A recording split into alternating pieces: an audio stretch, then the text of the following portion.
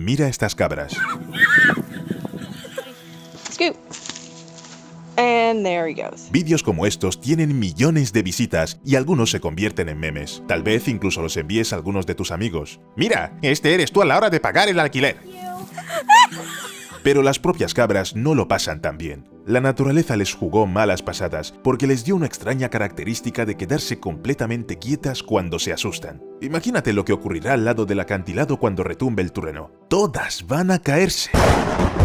¿Qué tipo de superpoder es este? Pero las cabras no lo eligieron como las hormigas no eligieron la ceguera. Para no perderse, emiten feromonas especiales y se siguen unas a otras. Pero a veces se produce un fallo inesperado en el algoritmo de las hormigas. Y los insectos comienzan a caminar en círculos. Cada vez más hormigas se unen a las demás. Parece un mosh pit, solo que le falta banda sonora. Pero las hormigas siguen corriendo hasta caer muertas. El círculo gira hasta que los participantes están completamente agotados y solo entonces las hormigas pueden continuar su camino dejando atrás hordas de muertos. Puede durar horas o incluso días hasta que alguien de repente entra en razón y se lleva a los hermanos todavía vivos. William Beebe describió por primera vez este extraño fenómeno en los años 20 del siglo pasado.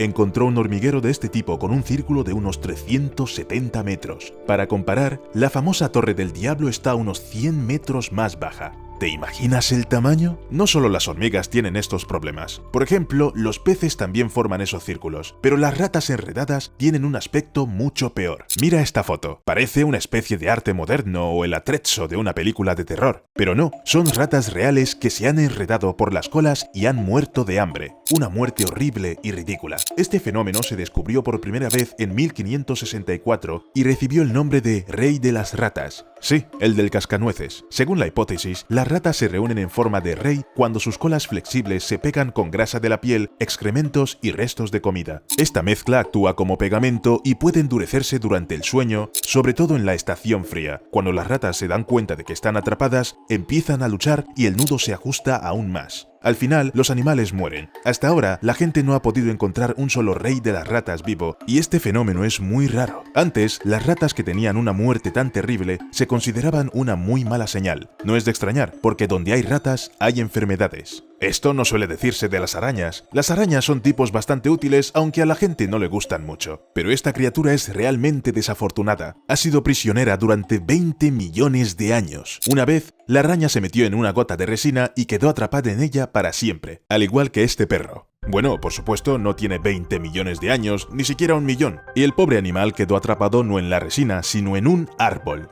Pero imagínate lo sorprendidos que estaban los que descubrieron eso. Unos leñadores que trabajaban en el sur de Georgia en los años 80 cortaron un árbol y lo cargaron en un camión. Entonces, uno de los miembros del grupo miró accidentalmente un tronco hueco, y tal vez se pusiera blanco. Los restos de un perro perfectamente momificado le miraban desde el interior. Todavía estaba enseñando los dientes. Los expertos que examinaron los restos concluyeron que lo más probable es que el perro persiguiera una ardilla en los años 60 y se quedara atascado en el tronco de un árbol. El animal subió demasiado alto, no pudo darse la vuelta y murió. Pero en lugar de convertirse en alimento para otros habitantes del bosque, el perro se convirtió en una momia. La madera del castaño en el que se quedó atascado impidió su descomposición. El ambiente seco del interior del tronco lo protegió de la intemperie y absorbió la humedad del cuerpo. Y este es un caso único. Normalmente cualquier cadáver es víctima de los insectos, especialmente en el bosque. Los científicos incluso aprovechan su voracidad para limpiar los esqueletos. Algunos escarabajos pueden incluso comerse el cuerpo de un ciervo. Pobrecito. No solo estuvo atascado en la fisura, sino que también se convirtió en comida. Pero no neguemos el hecho evidente. Los escarabajos hicieron un gran trabajo. Solo mira eso. Los huesos están perfectamente limpios. Sin embargo, un ciervo puede tener una segunda vida. No literalmente, por supuesto, nada de nigromancia. Pero al menos una persona incluiría con gusto al pobre ciervo en su colección. Bueno, parcialmente.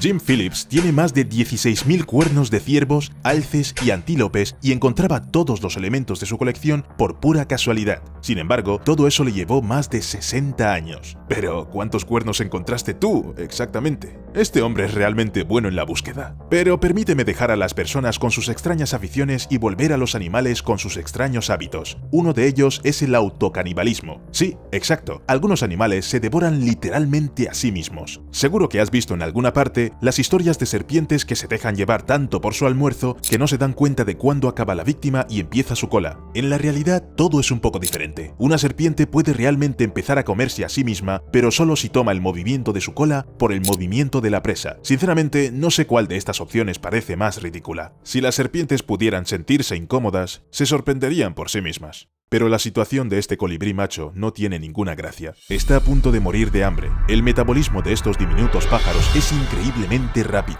Solo 2 horas sin néctar son suficientes para matar a un colibrí. Algunos de ellos tienen que recoger comida de 2000 flores cada día solo para sobrevivir. Ahora la vida de los pájaros no parece tan libre, ¿verdad? Y el metabolismo no es el único problema. La lluvia más ordinaria se convierte en un bombardeo para un colibrí.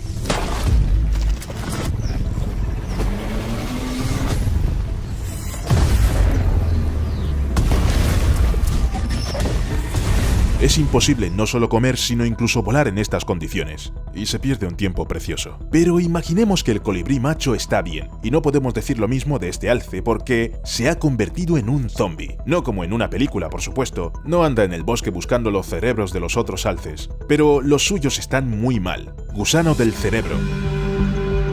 It's classic brainworm symptom right there. Los ciervos cola blanca llevan este tipo de parásitos y no sufren mucho por este hecho, pero en cuanto el gusano del cerebro está en el cuerpo del alce, se dirige, sí, directamente al cerebro. El gusano hace un túnel directamente en la cabeza del desafortunado animal, causando un gran daño neurológico. De hecho, el alce se convierte en un zombie andante solo por haber contraído el parásito, y entonces muere. Una muerte terrible para cualquier criatura viva.